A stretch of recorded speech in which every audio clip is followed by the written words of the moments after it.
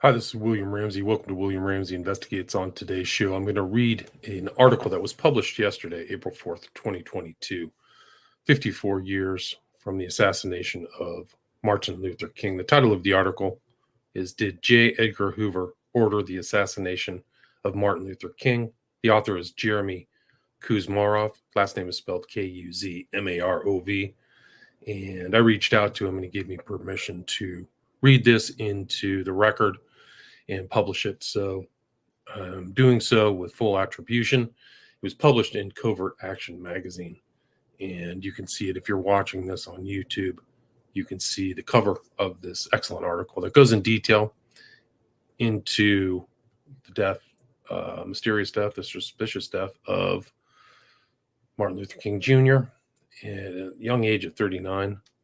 And I've also done another show, which I bumped back to the top of the podcast, with author Philip F. Nelson, and the title of the book and the discussion that we had that he wrote, the book he wrote, was titled Who Really Killed Martin Luther King Jr., The Case Against Lyndon Baines Johnson and J. Edgar Hoover. And he's actually mentioned in this article, referenced in the footnotes of this article that I'm going to read.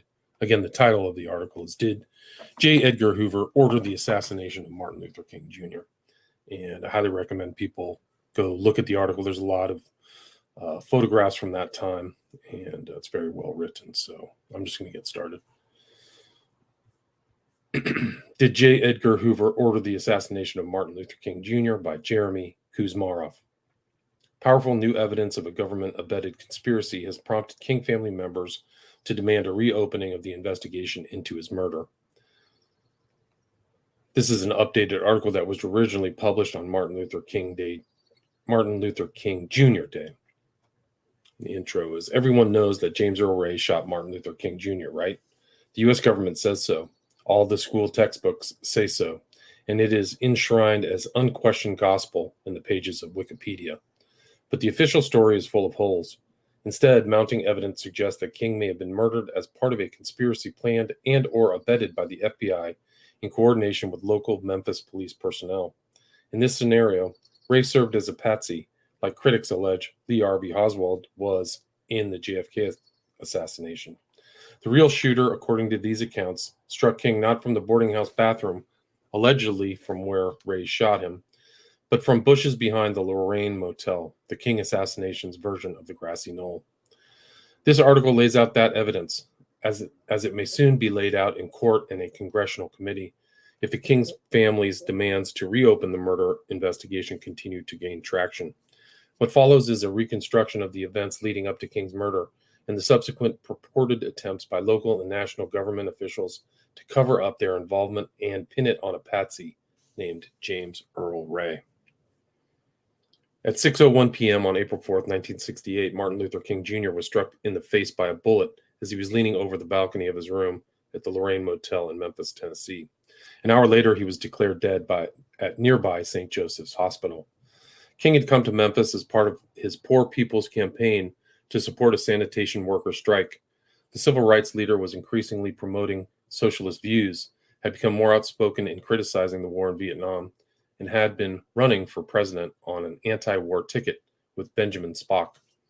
After King had given a speech denouncing the Vietnam War at the New York's Riverside Church 1 year before his assassination, U.S. Army spies recorded black radical Stokely Carmichael warning him, quote, "The man don't care you call ghettos concentration camps, but when you tell him his war machine is nothing but hired killers, you got trouble," unquote.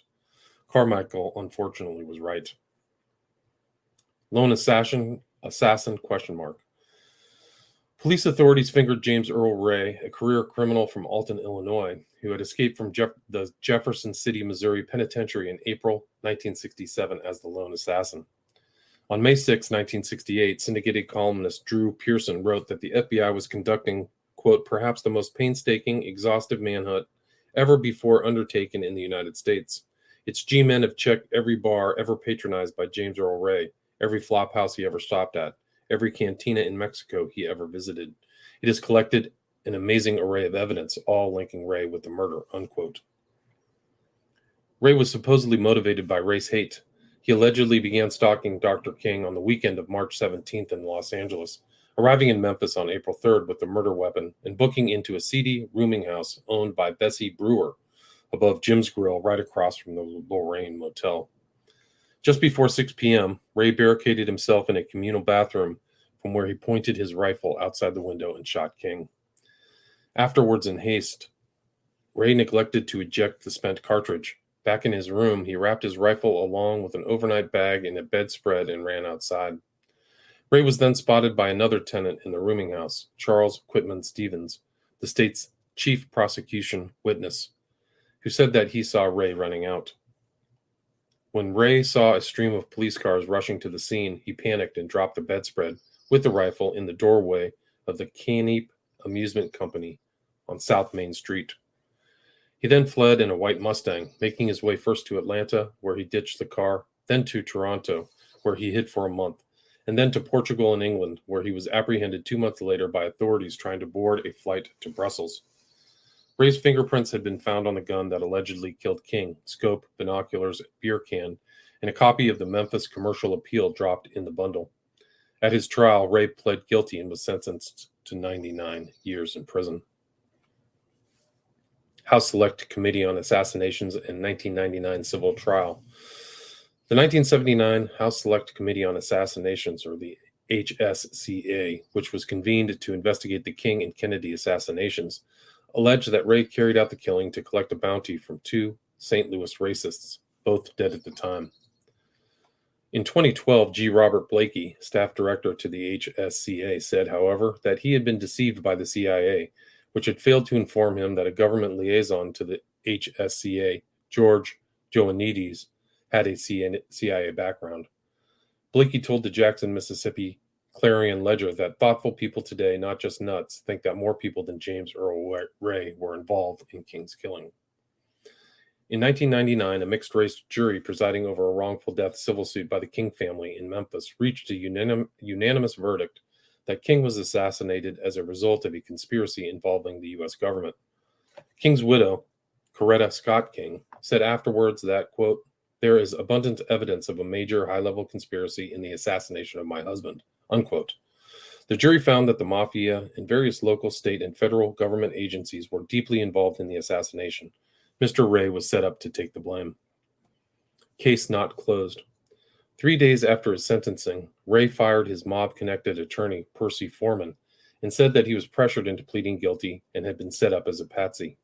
Foreman was given 60% royalty rights on a book about Ray by William Bradford Huie, Huie, which would not have sold if it were about a non-assassin. The FBI was never able to match the bullet that killed King with the rifle, allegedly left by Ray on the steps of the Caneep Amusement Company.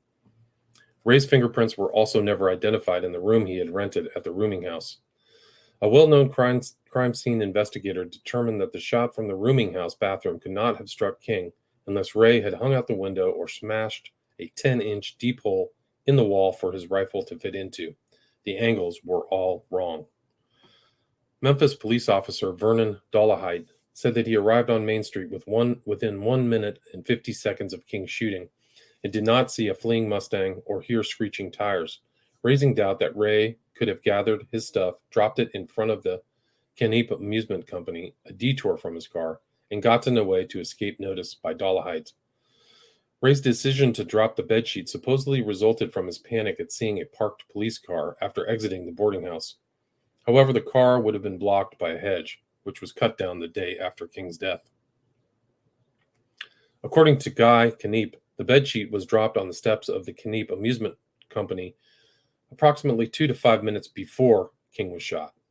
Caneep described the person dropping the bundle as having a chunky build, which did not match Ray.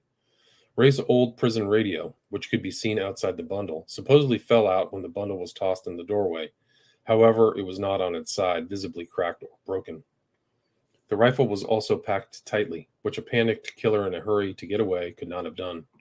The prosecution's main witness, Charles Quitman Stevens, had been arrested 155 times, mostly for alcoholism, and was dead drunk at the time of the shooting, according to his wife, landlady, a homicide detective who interviewed him, Tommy Smith, and a cab driver who picked him up.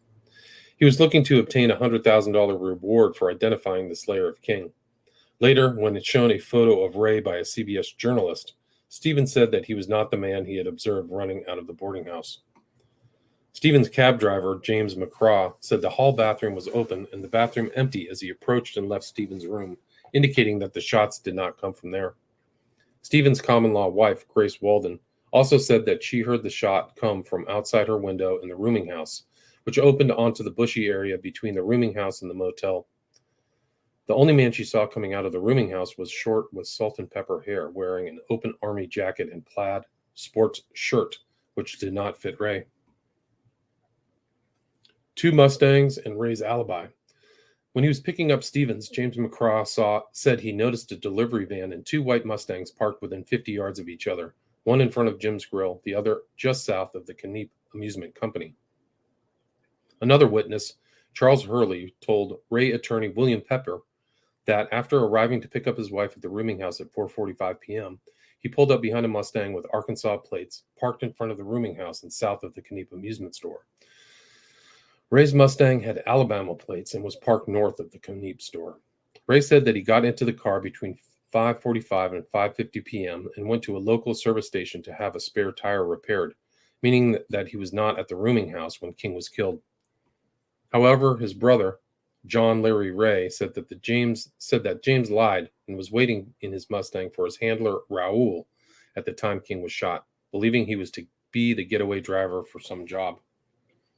Shortly after he heard the shot that killed King, Raoul jumped into the back seat of his vehicle and put his sheet over his head, and Ray drove off. After a few blocks, Raoul jumped out of the car and fled, and Ray drove all night to Atlanta. After making his way to Canada, Ray was assisted financially by a mysterious fat man who provided him with money in Toronto. Researcher Peter Dale Scott suggests that it was planned for Ray to be apprehended after Robert Kennedy's assassination to enable a restoration of confidence in the government in the wake of such a tragic event and the rioting that had followed King's killing. An unlikely assassin. Ray did not have a clear motive for killing King apart from a possible financial one. He could never have survived on the lam after his prison escape and in the 2 months after the King assassination without outside support. Ray had received money not only for travel and lodging, but also for fake identities, plastic surgery, even dance and bartending classes and hypnosis. A strong anti-communist who was otherwise apolitical, Ray was painted in the media as a racist. However, people close to him said that he had a black girlfriend, and that evidence was planted by police to make him appear to be a racist when he was not. Most significantly, Ray had no expertise in firearms. During a stint in the Army, he was trained with an M1 and obtained only the lowest level of ability. The salesman who sold him the alleged murder weapon in Birmingham, which he had been told to buy by the mysterious Raoul, discussed below, said that Ray did not seem to know anything at all about firearms. I mean, nothing. Shot from the bushes. King's chauffeur, Solomon Jones, and Southern Christian Leadership Conference SCLC attorney, Chauncey Eskridge, who were both looking at King when he died, said that they saw King's body lurch upwards when he was shot, not downward, indicating that the shot could not have come from the rooming house bathroom. Instead, it must have come from the bushes behind Jim's Grill and between the rooming house and the motel. Ray's first lawyer, Arthur Haynes Sr., noticed tree branches that would have been a formidable obstacle to shooting King from the rooming house bathroom, though these branches were cut down the next day by police trying to cover this up. Several eyewitnesses reported seeing a man crouching in the bushes and running away afterward, and a sound like a firecracker coming from the bushes. Harold Cornbread Carter, who was drinking wine in the bushes, told investigators that he saw a man wearing a high-necked white sweater run away after with a long gun in his hand after he had heard a loud bang from the bushes. Olivia Catling said that she saw a fireman standing near the wall below the bushes, yelling at the police that the shot came from the clump of bushes above the area where he was standing, but the police ignored him. Reverend James Orange said that he saw smoke rise from the bushes right by the fire station seconds after the shot. The smoke was most likely sonic dust rising from the bushes caused by the firing of a high-powered rifle in the heavily vegetated area. Orange and a reporter, Kay Black, also alleged that the brush area was cut and cleared back the morning after the shooting, along with the inconveniently placed tree branch that blocked a clear shot from the rooming house.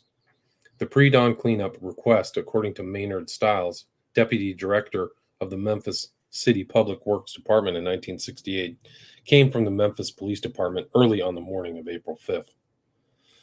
The night before King's killing, the only two black firemen in the Memphis Fire Department, Norvell Wallace and Floyd Newsome, were ordered not to report the next day to their posts at Fire Station Number 2 overlooking the Lorraine Motel.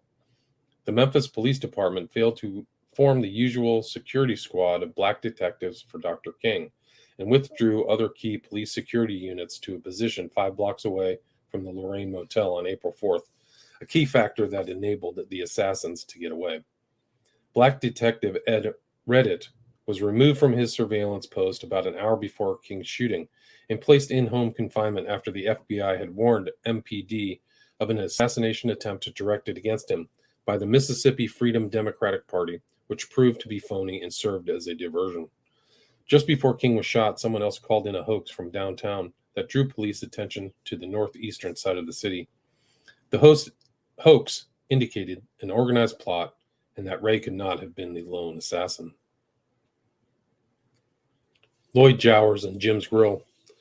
Taxi driver James McCraw told William Pepper that on the morning after the shooting, Lloyd Jowers, the owner of Jim's Grill, showed him a rifle in a box on a shelf under the counter, which he said he had found out back after the killing. The account was corroborated by Betty Spates, a young black waitress at Jim's Grill, who implicated Jowers, her former lover, in the murder. Spates said that after hearing what sounded like a shot, she saw him run into the kitchen from the bush carrying a rifle. His hair was in disarray, and the knees of his trousers were wet and muddy as though he had been kneeling in the soggy grass or brush areas.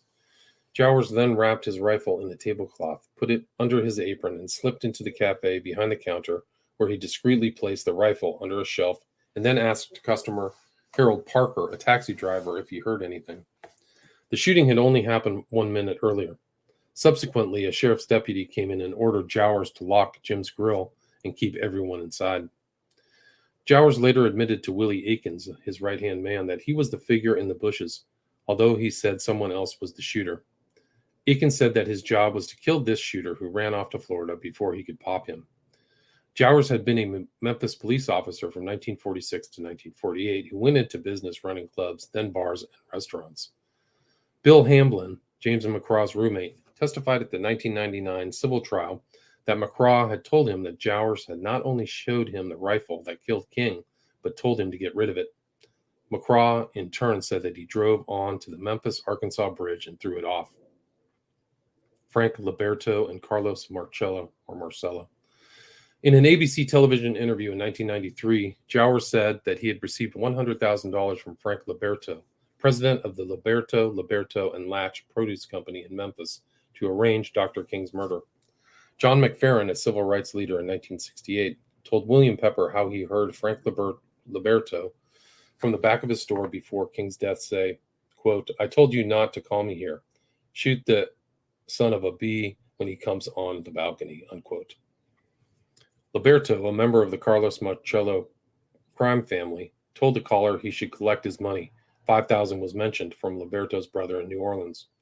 Frank Holt, a black produce truck unloader whom Jowers had falsely tried to blame at one point for the murder, heard Liberto say to one of the big wheels at the M.E. Carter Produce Company during the sanitation strike that, quote, "King is a troublemaker and he should be killed. If he is killed, then he will cause no more trouble," unquote. Lavada Whitlock Addison, the manager of a pizza parlor near Liberto's home, said that one day between 1976 and 1982, Liberto leaned forward and told her, quote, "I had Dr. Martin Luther King killed," unquote. Earl Clark and Morrell McCullough. Jowers identified the assassin as Memphis Police Lieutenant Earl Clark, who was regarded as the best shot on the MPD and was close to Liberto. Afterwards, Clark allegedly scaled down a wall adjacent to the Lorraine Motel before jumping into an escaped vehicle. Clark was involved in planning sessions at Jim's Grill to prepare for the assassination with 5 other men, only 2 of whom Jowers could identify. One of the men, unbeknownst to Jowers, was an undercover police officer and agent provocateur, Morel McCullough, who was assigned to the MPD from the 11th Military Intelligence Group. Born in Mississippi, McCullough had served in the military police in Vietnam and went on to work for the CIA in Central or South America. At the time of King's slaying, McCullough was posing as a member of the Invaders, a militant black political group, which gave him access to King and his circle. He was identified as the mysterious figure kneeling over Dr. King after he was shot. Frank Strausser and Moses Mashkevitsan. In April 2003, Lenny Curtis, a custodian at the MPD shooting range, identified King's killer to William Pepper as MPD patrolman Frank Strausser.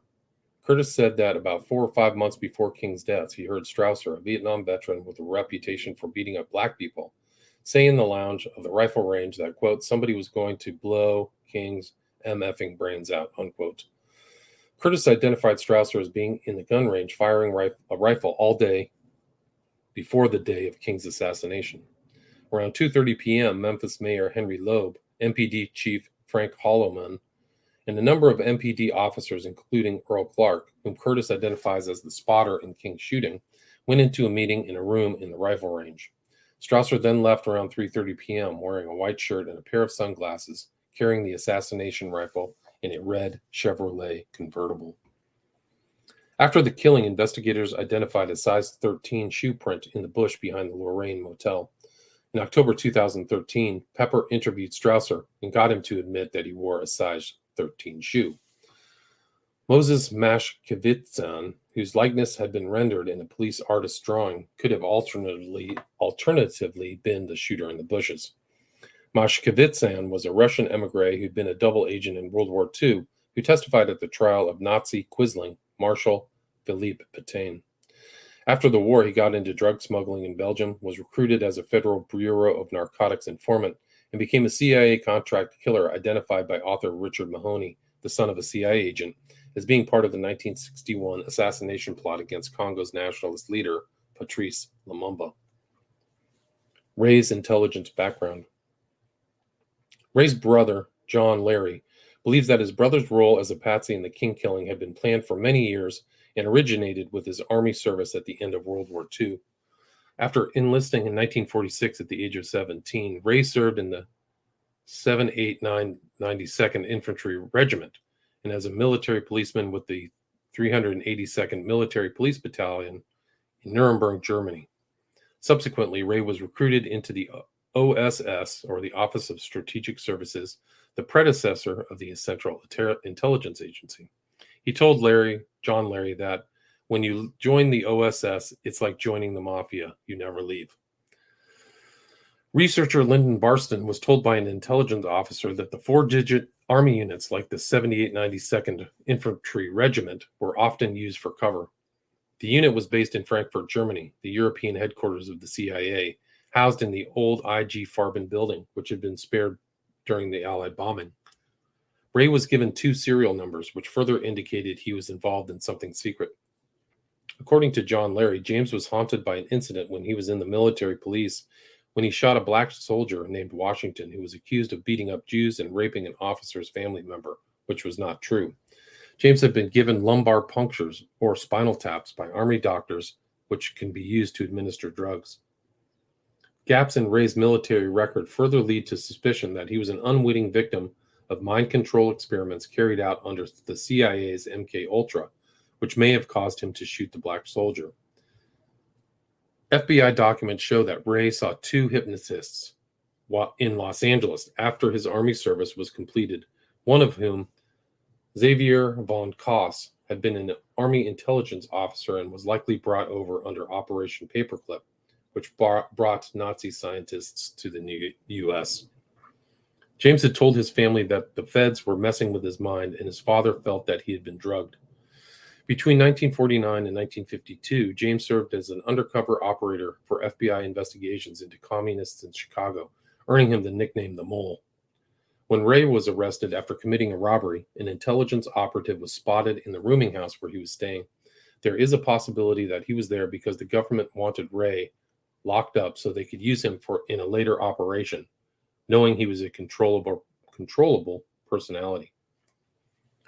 Jefferson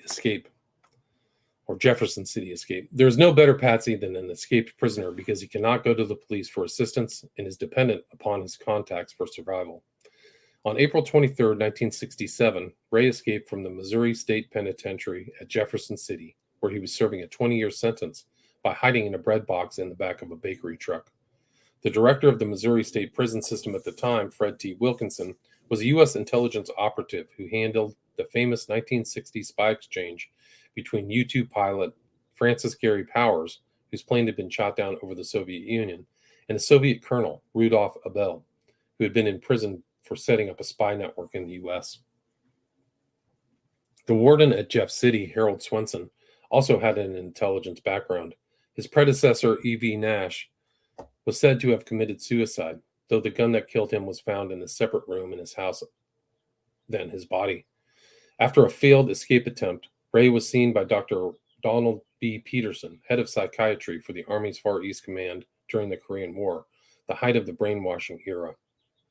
Peterson prescribed Ray with Librium, a drug listed in government documents as one used to strengthen narco-hypnosis.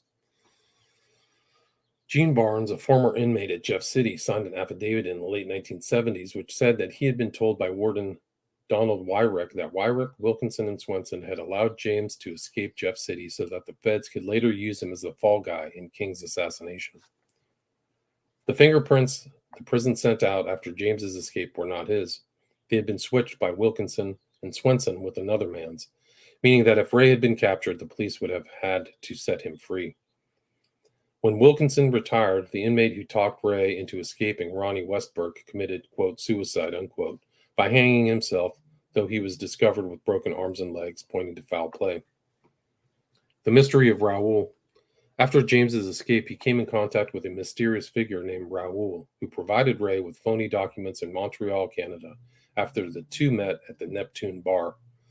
In exchange for the documents, Raoul had Ray assist him in smuggling contraband across the border and then sent Ray to Birmingham, Alabama, where he purchased a 1966 white Mustang and a telescopic rifle that appears to have served as the fake murder weapon. In Montreal, Ray was given the identity of Eric St. Vincent Gault, who happened to be a highly placed Canadian operative of the U.S. Army intelligence. Gault ran a warehouse for Union Carbide, which housed a top-secret munitions project funded by the CIA, the U.S. Naval Surface Weapons Center, and the Army Electronics Research and Development Command. At 3 p.m. on April 4th, Ray met Raoul at Jim's Grill, where he was told to go to the rooming house next to the Lorraine Motel. He then waited for him after the shooting and helped him flee from the scene before Raoul jumped out of the car and abandoned him to his fate. Raoul's real name may have been J.C. Hardin, a man Ray had been in contact with and was believed to be an FBI snitch, or Raul Coelho, a Portuguese immigrant identified by Glenda Grabeau, or Raul Esquivel, whose number Ray called. Esquivel was tracked by a Los Angeles Times reporter to a Louisiana State Police barracks in the New Orleans Baton Rouge area, a well-known staging ground for CIA-sponsored guerrilla operations against Fidel Castro. Jules Rico Kimball, a convicted killer who worked for organized crime, the Ku Klux Klan, and CIA in French separatist struggle in Quebec, told investigators that he flew Ray to Montreal and brought him to a CIA identity specialist who provided Ray with his aliases. A retired CIA agent later said that the CIA identity specialist in Montreal was named Raoul Moira. Ewan Cameron and MK Ultra. While serving as race handler in Montreal, Kimball said that the two were ordered to go to McGill University's Memorial Institute to undergo hypnosis. The Memorial Institute was the home of Subproject 68 of the CIA's MK Ultra brainwashing program run by Dr. Ewan Cameron, the lead CIA mind control expert in Canada. Inside job. Kimball said that the assassination was carried out by a team of covert intelligence operatives who had an unmarked van with sophisticated electronic radio equipment that could oversee the crime scene and monitor and broadcast on police radio channels. 2 snipers with the team used rifles identical to Ray's, while other members obtained Memphis Police Department uniforms. The 2 snipers concealed themselves in the bushes behind the boarding house. One was a backup, the other shot King. The rifles were then concealed in a prearranged hiding place behind the boarding house, where they were retrieved by other operatives. The two snipers afterwards jumped down onto the sidewalk from the bushes and mingled with the other uniformed officers who were rushing about. A voucher had been established for the police impostors. If anyone asked who they were told to call a certain police captain who would vouch for the new men on the force. Secret Army Intelligence Team. The 902nd Military Intelligence Group, under the command of Colonel John W. Downey, LBJ's CIA Vietnam briefer, had been deployed to Memphis at the time of King's visit with orders to shoot to kill him and aid Andrew Young, who later became mayor of Atlanta, on command. King was considered, quote, a Negro who repeatedly preached the message of Hanoi and Peking, unquote. The 902nd Military Intelligence Group had been involved in gun running with mobster Carlos Marcello. Weapons stolen from Army bases were delivered to Marcello, and the proceeds were used to help fund black operations. According to two sources, the 902nd included Klan guys who hated N-word. The Green Beret said that nobody in it had any hesitancy about killing the two sacks of SHIT, King and Young. Another Green Beret who participated in clandestine training course in riot control and surveillance identified a CIA NSA agent whom he had recognized from his time in Vietnam, climbing down a wall behind the Lorraine Motel just after King was shot. A contact in the CIA had given Downey's team a detailed area of operations map, pictures of cars used by the King Group and Memphis police radio frequencies. It carried camera equipment and took up positions overlooking the Lorraine Motel and monitored King's phone conversations from room 306 and other communications. They obtained pictures that caught the shooter as he was lowering his rifle and Jowers running back toward the rooming house. These were given to Colonel Downey and never revealed publicly. The secret agent who snapped the photos said that the shooter was not Ray. Ties to Dallas, 63. In the days after King's killing, FBI agent Don Wilson came across a 1966 Mustang with Alabama plates in Atlanta and opened the car door. An envelope and some papers fell out, which he kept hidden for the next 29 years. One piece came from a 1963 Dallas telephone directory. The telephone numbers on the page included those of the family of H.L. Hunt and had the name Raoul, the letter J, and a Dallas telephone number, which turned out to be the number of the Vegas club, which, at the time, was run by Jack Ruby, the killer of Lee Harvey Oswald. The second paper was a payoff list and included Raoul's name and a date for payment. A third piece of paper had a telephone number and extension of the Atlanta FBI field office. The FBI's war against King. Pentagon Papers whistleblower Daniel Ellsberg swore in an affidavit that during a 1978 conversation with Brady Tyson, then an aide to UN Ambassador Andrew Young, Tyson said that a group of off-duty and retired FBI officers, including a sharpshooter, working under the personal direction of J. Edgar Hoover, killed King and then covered it up. According to Ron Adkins, Hoover's right-hand man, Clyde Tolson, who allegedly was routinely given money by Hoover to perform criminal deeds, including local contract killings, planned King's assassination beginning in May 1964 on a cruise to Southampton, England, with Russell Adkins Sr., Ron's father, and a Memphis City engineer, Klansman, and fixer for the Dixie Mafia. Part of the plot involved Tolson's providing envelopes of money to be paid to informants and the $25,000 to the warden of the Missouri State Prison, Harold Swenson, to arrange for Ray's escape. Hoover had considered King an enemy of the state. In December 1963, less than a month after the assassination of President Kennedy, FBI officials had met in Washington to explore ways of neutralizing King as an effective Negro leader. Hidden microphones were placed in King's hotel rooms in an attempt to pick up evidence of extramarital sexual activity, break up his marriage, or blackmail him. The Bureau also engaged in surreptitious activities and burglaries against Dr. King and the SCLC. In a letter sent to King in 1964 calling King a colossal fraud, the FBI even encouraged him to commit suicide. FBI MPD links. The FBI enjoyed very close connections with the Memphis PD. E.H. Arkin founded MPD's intelligence unit in 1967 under the tutelage of FBI agent William Lawrence, who headed the FBI Memphis field office's domestic intelligence operations, which surveilled King.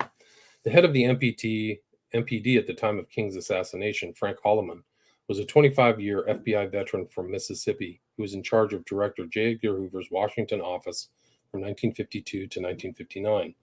In the mid-1960s, Holloman headed the FBI's Atlanta office when it was the nerve center of surveillance and skullduggery directed against King. A law and order conservative who railed against the long-haired, foul-smelling hippies and hostile forces in Black Memphis, Holloman had served in a special intelligence unit in World War II that reported to Nelson Rockefeller. He promoted aggressive police tactics against blacks during the sanitation worker strike, whom he accused of adopting guerrilla warfare, and oversaw an expansion of MPD's internal security division. The Tri-State Defender called Holloman an advocate for genocide of black people that included a cartoon depicting him firing his pistol under the shelter of hooded Klansmen. Holloman said that his first priority as police chief was to ensure that there was always a two-way street in terms of the flow of information between the MPD and FBI.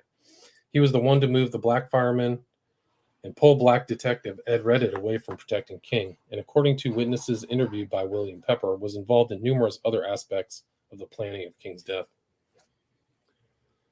FBI gets King to stay at the Lorraine Motel and switches room. On March 29, 1968, the FBI issued from headquarters a COINTELPRO, or Counterintelligence Program Memorandum, written by G.C. Moore, chief of the Racial Intelligence Section, to William C. Sullivan, assistant director in charge of the Intelligence Division, that was designed to influence King to stay at the Lorraine Motel when he returned to Memphis on April 3rd. The memo recommended placement of a news item within the Bureau's friendly sources, which would read as follows, quote, "The fine Hotel Lorraine in Memphis is owned and patronized exclusively by Negroes, but King didn't go there after his hasty exit from the demonstration of March 28th. Instead, King decided the plush Holiday Inn Motel, white-owned, operated, and almost exclusively white-patronized, was the place to cool it. There will be no boycott of white merchants for King, only for his followers." A retired New York police detective later uncovered that King was initially supposed to stay in a secluded room at the motel, number 202, but was moved to room 306 with an exposed balcony after the concierge received a call supposedly from the SCLC in Atlanta asking for the change in room. According to William Pepper and Philip Nelson, the caller was actually an FBI infiltrator inside SCLC who acted under the orders of Police Chief Holloman and had been paid through an intermediary. The infiltrator, or possibly infiltrators, also had the task of getting King out of his room onto the balcony before 6 p.m. and making sure he was wearing a tie so he could be identified by the assassin. Cover-up. After King's death, the FBI took charge of the investigation from the MPD, even though the murder was a state and not federal crime. There was an inexplicable 30-minute delay, which enabled the killers to get away. Obvious leads and significant witnesses were subsequently ignored or dismissed, and the Bureau's files sanitized.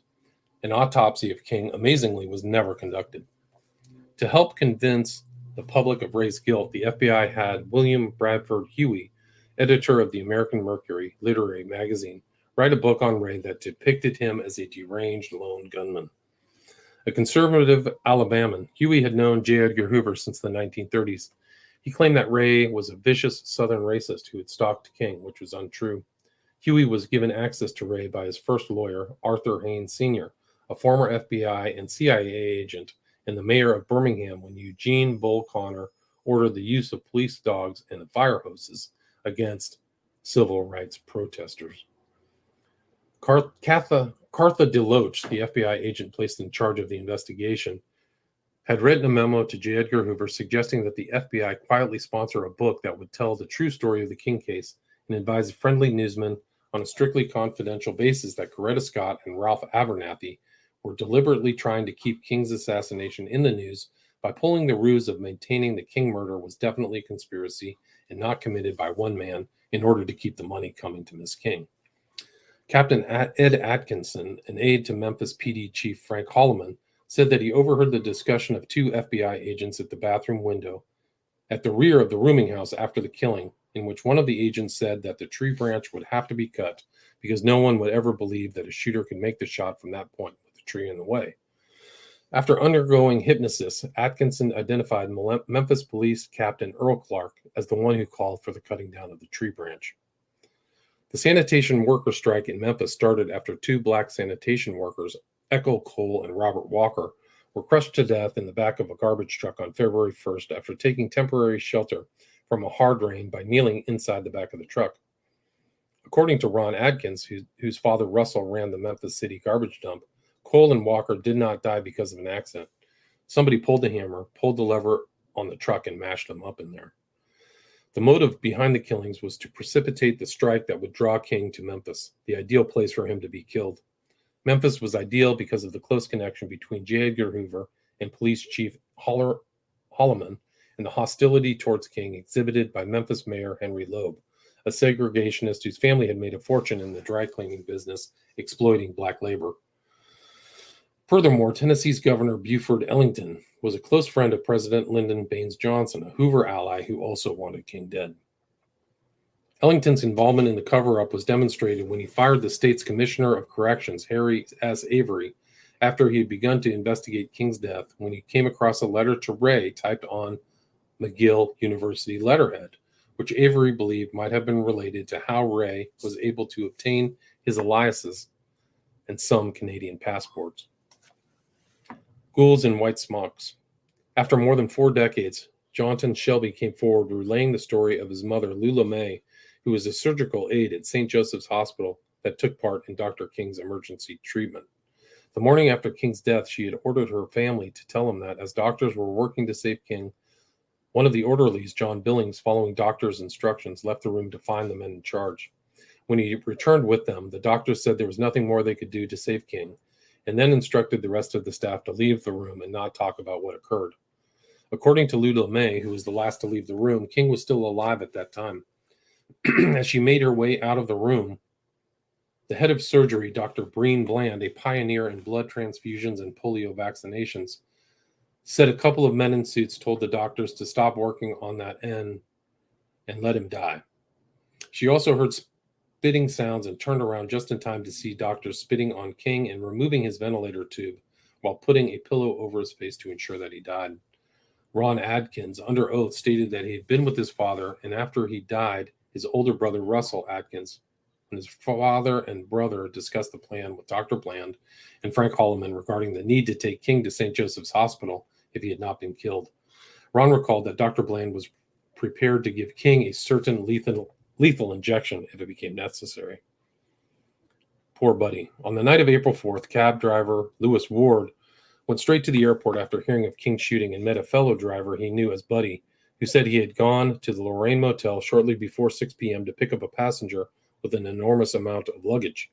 As they finished loading up his taxi in the Lorraine parking lot, Buddy, who was in his early 60s, turned to look to the area of dense brush and trees opposite the motel.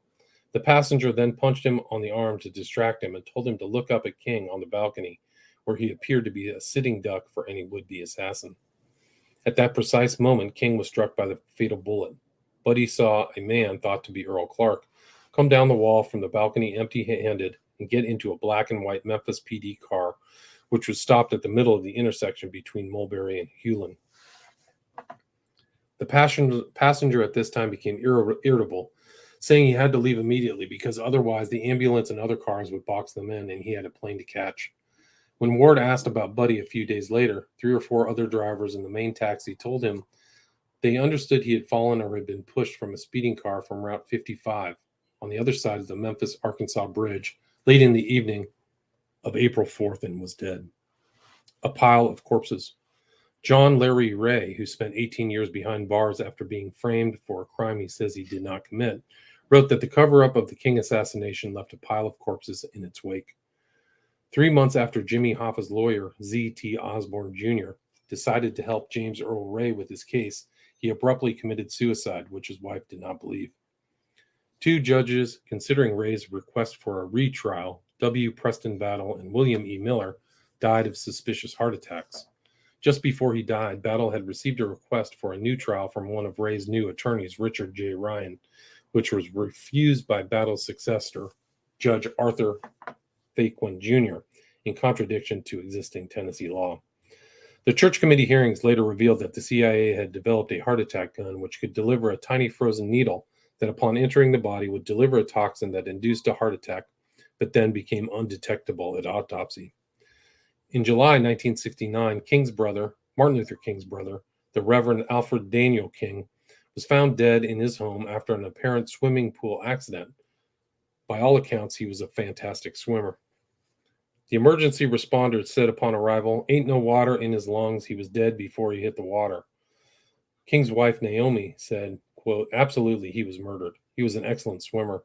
There was no water in his lungs. He was in the fetal position. He had a bruised forehead, rings around his neck, and he was in his underwear. He was murdered," unquote.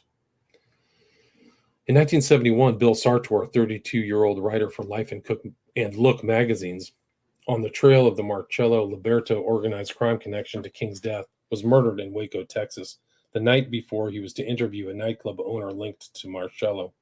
Sartor was given a lethal dose of methaqualone slipped into his drink. 6 years after Sartor's death, former FBI Assistant Director of Intelligence William Sullivan was shot and killed by a man, Robert Daniels, who mistook him for a deer while deer hunting.